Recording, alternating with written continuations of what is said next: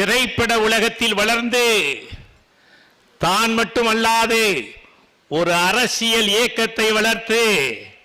அந்த அரசியல் இயக்கத்தில் இருந்து வெளியேற்றப்பட்டு அவர் மக்களால் ஒரு இயக்கத்தை தோற்றுவிக்கப்பட்டு அதற்கு தலைமை பொறுப்பேற்று அவர் ஆட்சிக்கு வந்து அவருக்கு பின்னால் அவருடைய வாரிசுகள் என்று சொல்லப்படுகின்றவர்கள் எல்லாம் ஆட்சிக்கு வந்து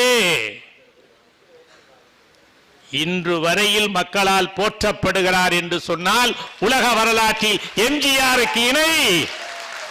என் தலைவன் புரட்சி தலைவன் எம்ஜிஆருக்கு இணை புரட்சி தலைவர் எம்ஜிஆர் மட்டுமே.